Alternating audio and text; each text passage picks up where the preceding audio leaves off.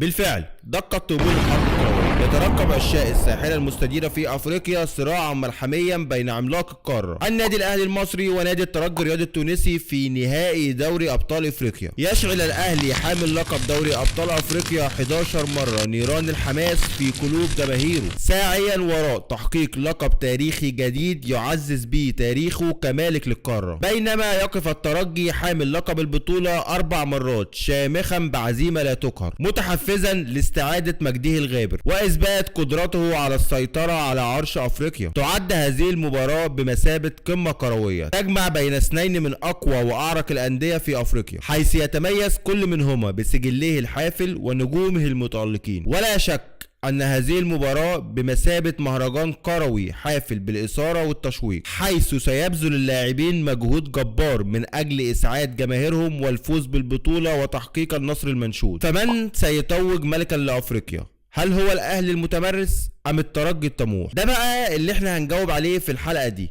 بس قبل ما نبدأ، لو انت على اليوتيوب يا ريت تشترك في القناة وتفعل الجرس، ولو انت على الفيسبوك او التيك توك او الانستجرام يا ريت تتابعنا ولايك وتعليق وشير على اوسع نطاق، ولو انت لسه جديد يا ريت تتابع الفيديوهات اللي فاتت وتستنى الفيديوهات اللي جاية. ويلا بقى قول لنا توقعك للمباراة.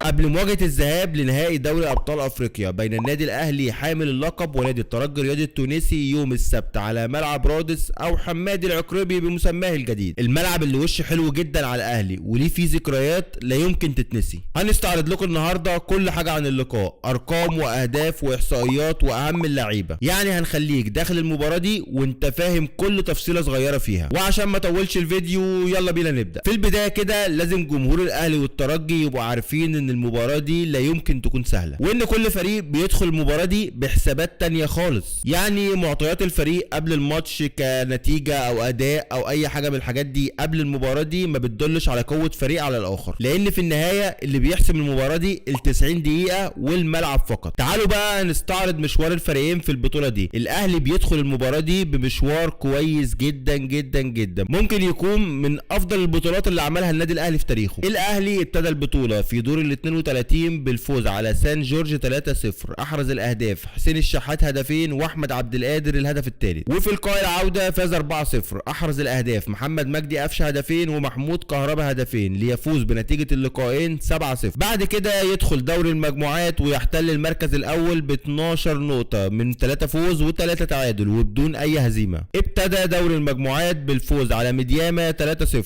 احرزهم امام عاشور وحسين الشحات وصلاح محسن اللي رحل على النادي الاهلي. ثم تعادل مع يانج افريكانز 1-1، احرز الهدف بيرسي تاو من عرضية ولا اروع. بعد كده اتعادل 0-0 مع شباب بلوزداد في نتيجة الماتشين في مباريات تقدر تسميها مباريات الفرص الضايعة، اللعيبة كانت بتضيع هجمات غريبة بمعنى الكلمة. بعد كده يكسب ميدياما 1-0 بهدف للنينجا حسين الشحات، ويكسب يانج افريكانز بهدف لنفس اللاعب، مش بقول لكم نينجا. ويوصل الاهلي لربع النهائي عشان يقابل سيمبا التنزاني التاني ويفوز على سيمبا التنزاني لاول مره 1-0 بهدف لاحمد نبيل كوكا. وفي لقاء العوده بيفوز 2-0 بهدف لعمرو السوليه وهدف لمحمود كهربا ليكون نتيجه اللقاءين 3-0. بعد كده يصعد لنص النهائي ليقابل مازيمبي الكونغولي الفريق العنيد، يتعادل معاه هناك 0-0 في ملعب الجحيم، لاول مره فريق مصري يطلع من هناك بالتعادل، ويفوز عليه في القاهره 3-0 باهداف محمد عبد المنعم المتمرس ووسام ابو علي السوبر هيرو بيطير واكرم توفيق المجتهد، ويوصل للنهائي ليقابل الترجي الرياضي التونسي. وده بقى اللي احنا هنعرف هيعمل فيه ايه. اما بقى مشوار الترجي التونسي فبيبداوا في دور ال 32 وبيفوز على داون البوركيني 1-0 في نتيجه اللقاءين، وبعد كده بيخش على تاني المجموعات، بيصعد تاني المجموعه برصيد 11 نقطه خلف بترو اتلتيكو من 3 فوز و2 تعادل وهزيمه واحده، عشان يقابل في ربع النهائي اسك ميموزا ويتعادل معاه في المباراتين 0-0 ويفوز عليه بركلات الترجيح 4-2 ليصعد لنص النهائي ويقابل سان داونز. وهنا كانت نقطه تحول فريق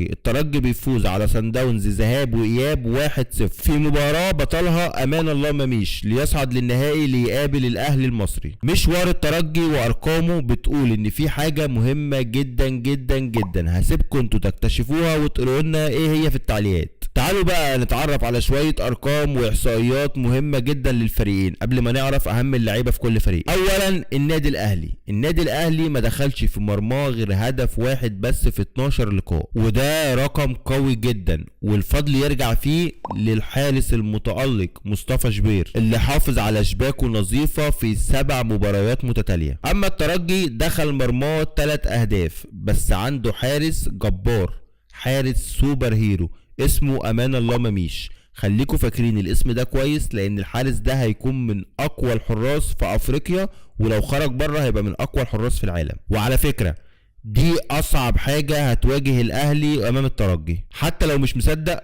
بص كده الكام صد دول هتعرف فعلا ان هو حارس اخطبوط بمعنى الكلمة. الفرقتين على المستوى الدفاعي كويس جدا، لكن الاهلي متوازن الى حد ما دفاعيا وهجوميا، ودي تاني حاجة لازم ياخد باله منها كويس جدا النادي الاهلي، خصوصا ان البلدية عملها في الاهلي وجاب منها جول. وعايز اقولك ان الترجي بينفذها كويس جدا، يكفي ان اقولك ان الترجي قدام سان داونز تقريبا في المباراتين كانوا بيتلعبوا كلهم على خط ال 18 قدام الترجي، والكورة اللي بيروح بيها بيجيبها جول. ويكفي ان اقولك ان راح هجمتين في المباراة جاب واحدة والتانية كانت قريبة جدا انها تخش. لكن الاهلي غير، الاهلي بيدخل المباراة دي وهو عنده كوكبة من النجوم اللي تقدر تخلص له اي مباراة، لعيبة يخش بها اي حرب اي معركة ويقدر يكسبها بمنتهى السهولة، امثال امام عاشور وحسين الشحات ووسام ابو علي واحمد عبد القادر ورضا سليم ومحمود كهربا وبيرسي تاو. وبتعرف تعد؟ اكمل ولا كفاية كده؟ تقريبا الفريق كله نجوم. يكفي ان اقول لك ان هداف من هدافين النادي الاهلي هو محمد عبد المنعم المدافع، فانا الى حد ما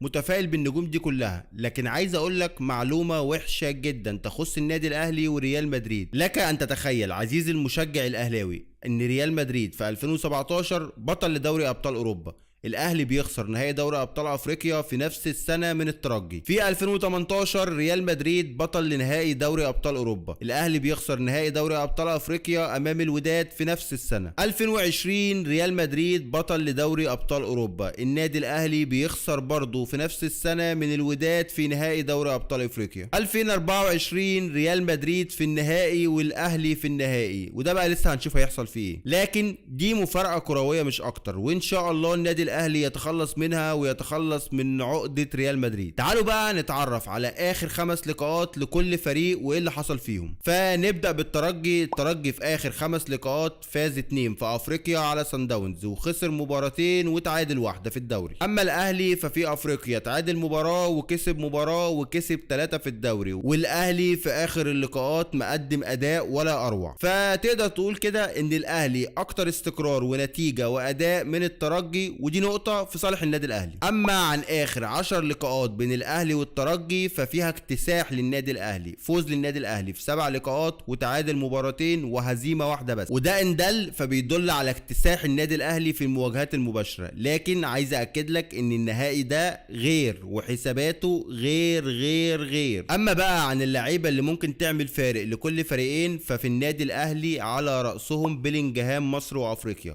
امام عاشور، يليه النينجا حسين الشحات والتاو تاو والسوبر هيرو وسام ابو علي، ودول لو فايقين هيفرقوا جامد جدا مع النادي الاهلي. ضيف عليهم بقى علي معلول ومحمد عبد المنعم. اما عن الترجي فانا شايف ان اقوى لعيب فيه ونقطه تحوله هو امان الله مميش الحارس للفريق، بجد حارس مرعب بمعنى الكلمه، ورودريجي وروجي ومحمد امين توجاي. اتمنى الفوز للنادي الاهلي واسعاد جماهيره وحصد البطوله ال 12 لتصل دولاب النادي الاهلي في الجزيره، ولكن اهم حاجه تابعونا باستمرار عشان يوصلك كل جديد. ويقول لنا مين هيفوز باللقب، هل هو الاهلي صاحب اللقب والخبرات الواسعه في البطوله، ولا الترجي العنيد اللي عنده طموح كبير جدا. فما تنساش لو انت جديد تتابع الفيديوهات اللي فاتت وتستنى الفيديوهات اللي جايه، ولو انت على اليوتيوب يا ريت تشترك في القناه وتفعل الجرس، ولو انت على الفيسبوك او التيك توك او الانستجرام يا ريت تتابعنا ولايك وشير على اوسع النطاق، وما تنساش تقول لنا رايك في التعليقات مين اللي هيفوز بالنهائي. سلام.